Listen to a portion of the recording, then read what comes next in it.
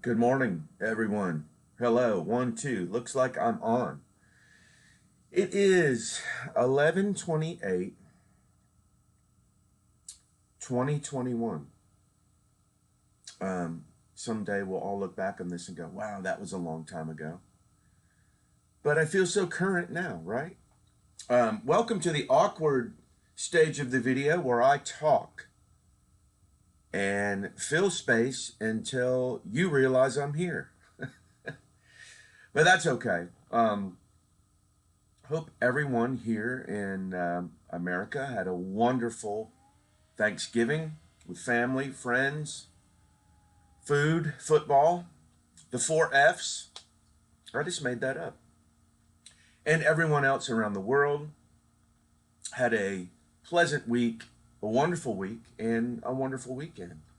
Um, Weekend is almost over. The long weekend here in America is almost over. Lots of football today, American football. The Titans have a big game today against the New England Patriots, which we need to win. But anyway, I've got a cheat sheet here today. I want to get to some things. Good morning, Will. You're the first one up. Everyone else is sleeping in because of too much football, fun, family, food, and frolicking for Thanksgiving. I already forgot what the 4 F's were. Anyway, first off, we're going to talk about making a living in music today. But first, I want to get to thanks so much for the overwhelming response on the last video and the new sample pack. It's going great. I'm so thrilled that everyone is enjoying the samples. We've gotten tons of emails back. There's a few people that said they didn't see the link, the download link, after they made the donation. Trust me, we got you covered. I'm not going to screw you over. We will get to you, and we will get you the samples. Hey, Tim. The biggest reason I even started using these samples myself was I didn't want my my stuff, my tracks, my records, or whatever, to sound like everyone else's. Um, there are some incredible libraries, drum libraries out there that sound fantastic, that still sound fantastic. They've been out a while, and you could put the samples in a track, and it automatically sounds great. But the problem with that is that you immediately sound like everyone else, and I get tired of it. I got tired of, oh, there's that sound again. It sounds great, but everybody sounds like this. So I thought, man, I've got to do something to sound great, big, current, whatever, um, and not like everyone else. So that's the main reason I came to these samples and used them on almost everything. Now, I enhance them sometimes for different songs, and I tune them differently for certain songs. Um, but they're my core go-to for anything rock and anything country rock, country pop. So anyway, thank you everyone for the love for those. You could go to my last videos. I think it says Dr. Bob's Killer Kit or something like that. There's a link in the description of the video, and you can go grab them yourself. Um, what else we have here? A few questions. Dr. Bob, why do you use Cubase, not Pro Tools or any other DAW? Easy answer. I started on Nuendo. The first guy that helped me get into this was an engineer, mixer, producer, Mike Clute, and he was on Nuendo, and that's how I started. And I've always been on Cubase or Nuendo. I think they sound great. I'm super fast at it. And back in the day, you could have as many tracks as you could, as your computer would take with the CPU processor. And whereas Pro Tools was not that way. You had to spend a lot of money for more tracks. So that's how I ended up with that. Another quick question. What was it like working with Lzzy Hale and Hailstorm? Hailstorm is an amazing rock group, and their singer Lzzy Hale is absolutely one of the most amazing singers I've ever worked with. We worked a bunch back in the day, and I got the chance to write with him and produce some stuff with him for him.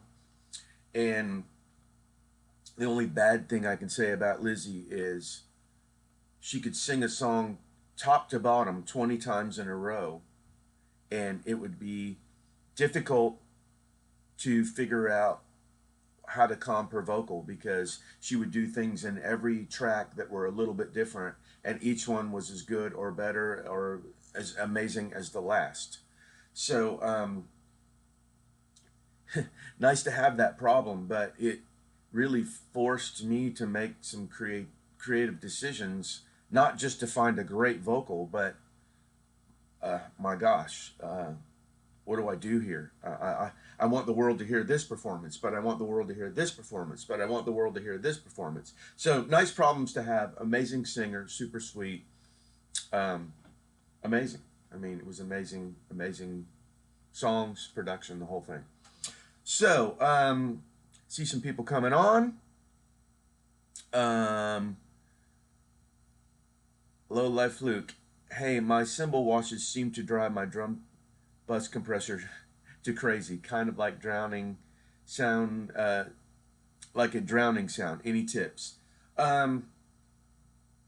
Yes. This is why a lot of times anymore I will record the cymbals separately from the rest of the drum kit. But since you have it, I would do this. I would not compress my overheads or my room mics as much, since that's what's happening.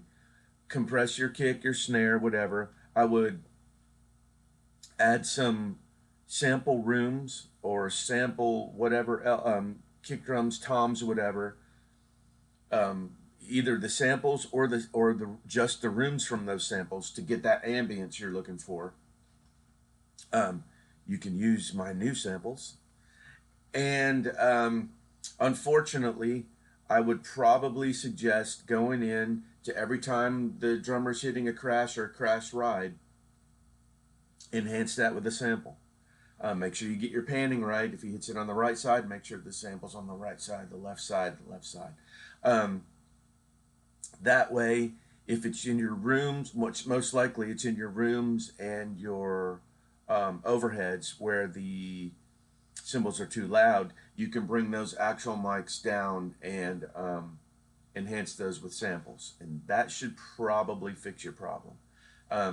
It's tough when a drummer hits the cymbals too hard in the studio. It's just tough. It's tough to get around it. But these are the ways that I've found that work the best.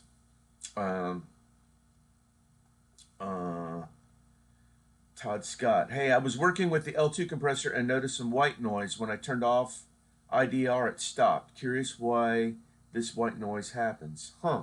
I don't know, Todd. I know sometimes when I limit things more in the master bus, it's bringing up white noise from other plugins. The Waves plugins are terrible at this. They have the analog on and off gizmo on them, and I always leave the analog off. It's creating analog noise that why would you ever want? That's the only thing I can think is that you're limiting. Check your other plugins to see if there's any noise coming from those. So let me get to our topic here, and then at the end I'll answer a few other questions. But how to make money in the music business? It's interesting. In 2021, things have changed. The golden era of just touring and hanging out on a tour bus and you know, making money and waiting around for sound check and um, getting paid for the show and going on to the next city. Yeah, you can still do that, but what we're seeing is first off, nothing's ever changed as far as you got to be great at what you do. If you're a musician, you have to have your time, your feel. You need to learn how to read. Um, you've got to, if you're a singer, you've got to get your pitch together. You've got to get your ear training together because you're going to have to sing background vocals at some point. What does a third sound like? What does a fifth sound like? If you're a guitar player, a bass player, keyboard player, drummer, whatever, you've got to get your sounds together. You got to get a pedal board. You got to know how to use it. You got to know how. I need a dotted eighth delay. Okay, boom, boom, boom, ready. Here we go. Um, we need how, there's too much compression, or can you put that delay in a reverb as well? Or keyboard player, hey, I need a Fairlight 80s ooh sound. Okay, boom, boom, boom, got it. I need a Rhodes sound like the suitcase model that's a little distorted and in mono. Okay, boom, boom, boom, got it. All those things have never changed.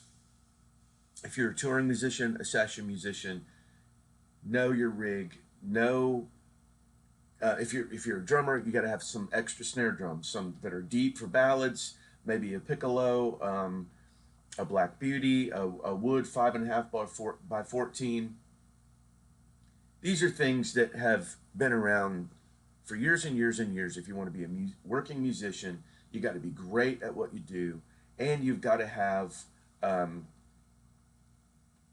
options and quick options to be able to throw at the song or the producer or the artist, to be able to recreate the record. If you're a live musician, that a lot of times that's what live musicians' life is like. You don't get to go out there and do your own thing.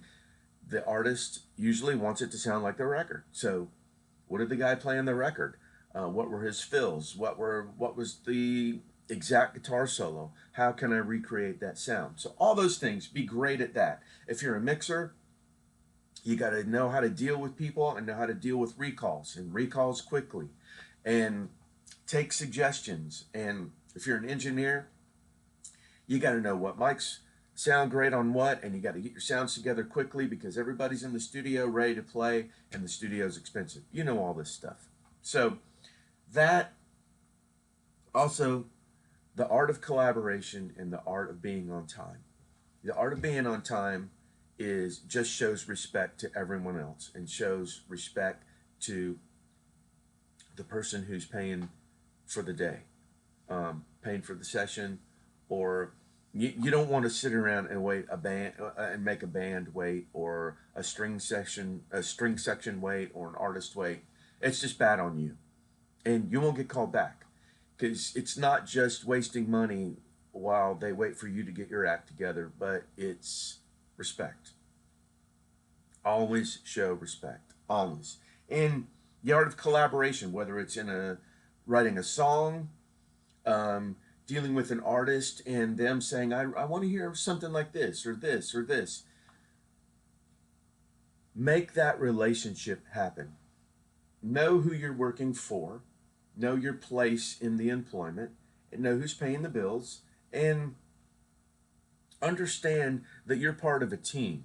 And most of the time, if you're a musician, unless you're the artist, you are working for the song, for the artist, for the producer, for the record company. And it's good to know. It's good to always keep that in mind, and it helps you to be more collaborative and understand your place on the team. Knowing your place on the team will help you from your ego getting out of control and wanting all your own ideas. And even in a three-way right, cheers. Most of the time, your ideas may not be the ones that end up in the song, but your idea may spark an idea in someone else, and the idea spins into a whole nother cool thing. And if it's best for the song, it's best for the song. So you get it. You get what I'm saying. Here's the interesting thing about All that combined with today.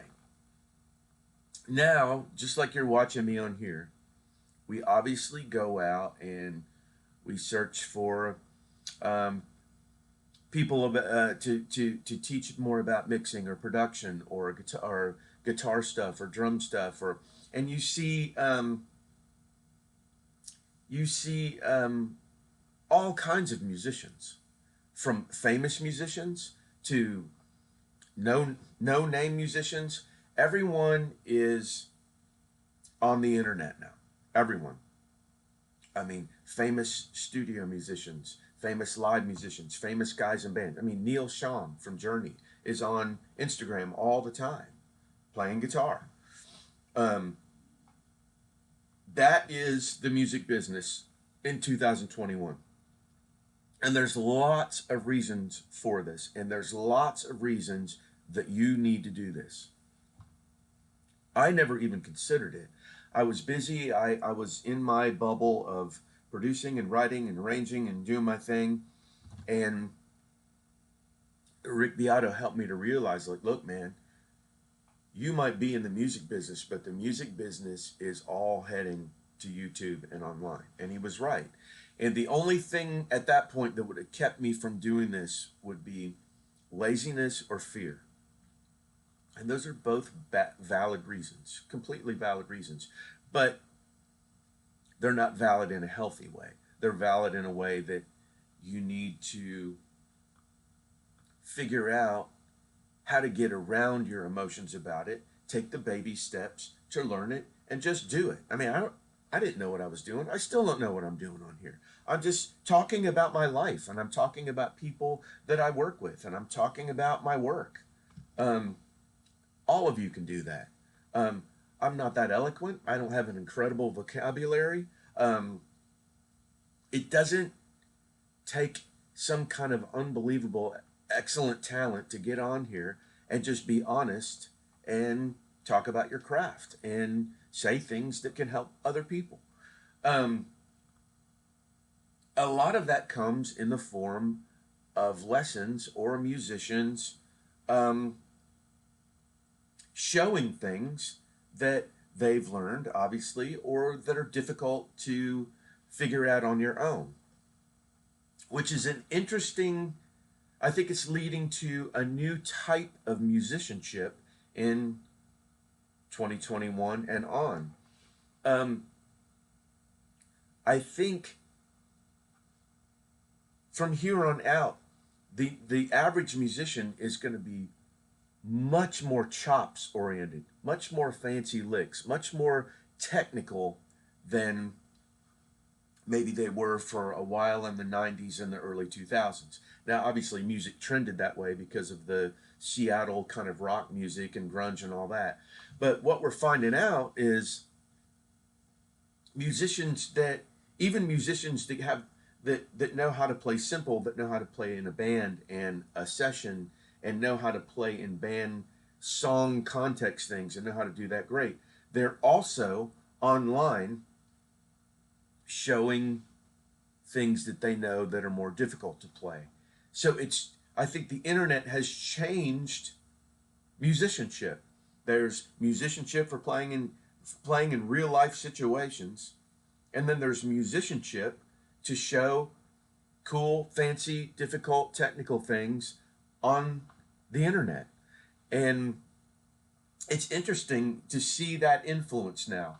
I mean, there are so many. I mean, when I was growing up, I mean, there were lots of great drummers with chops. I mean, Steve Gadd and you know, Steve Smith, and then later on, Vinny Colaiuta and Dave Weckl. Same thing with guitar. I mean, there were guys with great chops. John McLaughlin and Alan Holdsworth and bass. I mean, it goes on and on. I mean, but now I think the amount of musicians that are super technical and can play difficult things, one, because they've learned it off of the internet, and two, they're also showing it off on the internet. Even if it's not teaching situations, I think people are getting on there to show their stuff. And we all have an immediate audience right in front of us that we all need to take advantage of that we didn't have before. So it's really important, no matter what you do, to utilize this in some way. It's going to get your name out there. It's going to get your playing out there. It's going to get your music out there, and it's going to grow your world. And that's really what music's about: growing your world, growing your connections, growing your name, growing your skill set. And without that, you're going to fall behind of the rest of the pack that is doing that. And I just want to encourage everyone out there. I mean, this is the music business now, and find a way to get involved, from big to small to whatever. If it's a little Instagram post or a YouTube channel, or and I know it's crowded out there, and you go, oh man, nobody's going to find me, or no one, how do I get people to watch? Just do it, and they'll come. Do it. It's good for you. It's good for your skill set. It's good for your head to try something new and get rid of those fears and why should I and I can't and blah, blah, blah, blah, blah. All that out the window. And there's no way around it. There's no way around it. So trust me. Go for it. Do this. Be a part of this. Show something that you do. Even if you go, oh, well, other people show that. Get into the habit of showing things, and your path to this will reveal itself to you, and you'll find your place in it. The other thing too about it is, back in the day when I was on the road playing music, and in several popular acts, I got endorsements, cymbal endorsements, drum endorsements, stick endorsements, head endorsements, and I didn't have to do anything but call them and tell them I needed more. And, and I was very thankful. And I'd call and check in, and, it was a great relationship. But because I was playing in front of so many people on TV and in arenas every night, I got free stuff. And that's how it worked back then. That is not how it works now. So any drummer that you see that's got endorsements, every company, every stick, guitar, string, drum, cymbal, they all are now not only looking at what band you're in and how many people that you're playing in front of live or TV or whatever. They all know that the future in music and in merchandise and all that is the internet too. So that's why you see so many famous musicians now doing things on YouTube, playing, showing chops, talking about music, whatever. That is part of the endorsement game. It's not just how many people you play in front of live, because they know you can reach more people on the internet, especially if you're hitting them once a week or twice a week. So even if you're planning on just being a touring or session drummer and want endorsements, not how it works, man.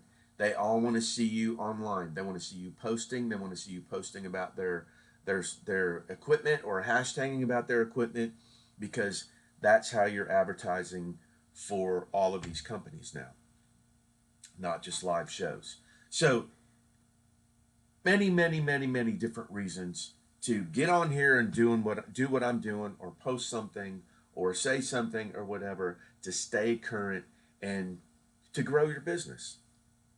That's what it is to be a musician, a producer, an engineer, a singer, an artist, whatever in music. This is how it is now. So, embrace it. Embrace it. Don't fear it. Don't sweat it. Don't sweat it. It's also a great way to keep your chops up, because if you got to be playing on YouTube and showing cool and difficult things and all this, I mean, you don't want to go on and make a bad video about it. So anyway, I think that's all that's on my cheat sheet here again. Thanks again for all the love on the sample pack. Go to my last video. It's like Dr. Bob's Killer kit. There's a link in the description of the video, and go grab the drums. They're pay what you want. Do what you can, and every little bit is appreciated. Let me go and see if there's any questions before we close out this week. Is there anything?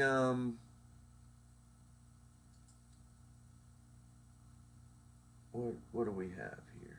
Check the ego at the door. Absolutely, every time in life, not just music. There's a difference between reason and excuses. Love that. Mostly what I miss is the collaboration with other musicians. Being in the studio was a blast. We cut up and had a great time. Absolutely. Collaboration seems to be a lot more online now. We still do some tracking sessions and some overdubs, but it's tough, man. It's a different business. And, you know, I don't want to get dated and jaded and sound like, oh, it's better then. It was different then with all that. And this is how it is now. Hey, Bobby, sorry I'm late. Got your drums. Can't wait to use them in my next project. Awesome. Thank you, CD Mule. Enjoy them, man. Enjoy them. I use them all the time. Nick Clay, say a guy has a song he believes in. Does he try to sell the song, or does he try to record it? Does he pitch a good home recording, or does he rent studio time? How does he find a producer or a buyer? Nick, what I would say is record it to the best of your ability, and get it online. Let people hear it. Let people find it. Let people find you, because you don't want to just have people find you for one song. You want them to find you and go, this guy's got a lot of great stuff. Who is this Nick Clay guy? Take the time to make 4 or 5 songs. Do them to the best of your ability. Write great songs. Record them. Take your time. Make them great. Get them on YouTube. Get them out there, and let people find you. Pitching them to artists, very difficult. Most of the time, artists want to write the song with you or write with their producer now. That business has changed a lot. Not a whole lot of that left, unfortunately. So make them great yourself. Tim E, is there an option for a yearly sub for the Doctor's Lounge? No, not at this point. We're still doing it the way that we're doing it. If any of you don't know the Doctor's Lounge, there's a link to that in a lot of my videos too, where we go through your songs, your productions, your arrangements, your mixes, and give you one-on-one advice. There's other options where you get sample packs every month, and there's other options where you get stems every month of songs, and to make your own songs from, or take the drums out, or study the production, and you can get all of that stuff, all that. So check it out. There's links in most of my videos for that. And we're going to be doing, since the success of this Dr. Bob's Killer Kit is been fantastic, we're going to do add-on stuff to that now. More snares, more stuff in the future. So thanks for all that.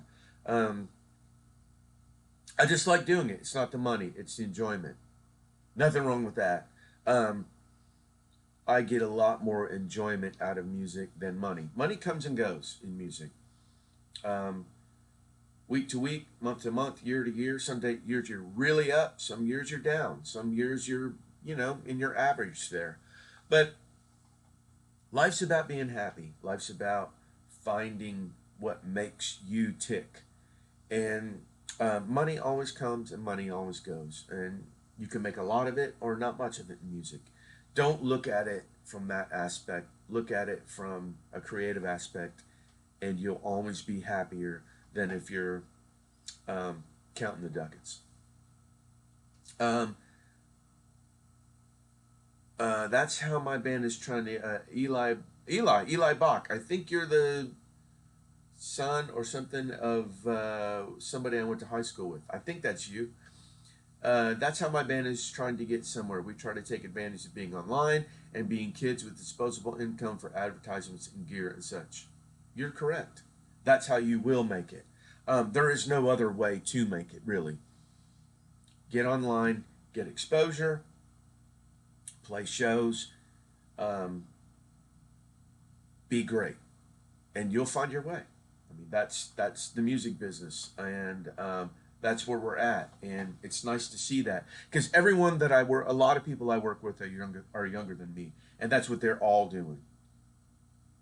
They're posting, recording, posting, doing shows on the weekends, recording, posting, shows. It's that circle, and they're building their crowd, they're building their audience, and that's what healthy looks like. It's also what hard work looks like, but that's what hard work, healthy, in the music business look like. And you know, the days of I want to get a record deal or whatever, you're never going to get a record deal unless you do all that as well, because you could be the most incredible singer, songwriter, artist, producer. You could do all of yourself and be better than everyone else, and no one is going to sign you to a major label unless you have internet numbers to begin with. It just doesn't happen. Now major labels are on the take. They want to not only have the music and the artist and everything in place, they want the numbers in place too. The streaming numbers, the subscription numbers, whatever it is. So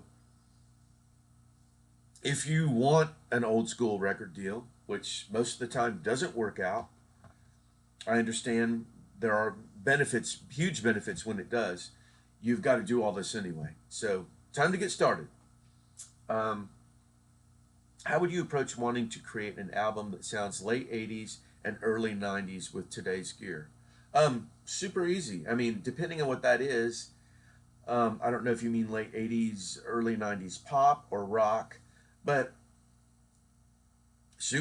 much easier than ever because you can get all the plugins, you can get the, you know, the 80s drum machine sounds are all in plugins, LinDrum, OBX, DX1, which is really coming back. 90s stuff, 808 type drum sounds, Lin 9000, bass stuff, all that, you know, DX7, D50 keyboard type sounds. All that stuff is, I don't know if you mean pop or rock. I mean, rock with 90s drum sounds would definitely be Stephen Slate. Anyway, study the kind of instruments that those people used, and you can find all of it in plugins. All of it. That was Hugo. Sorry, man.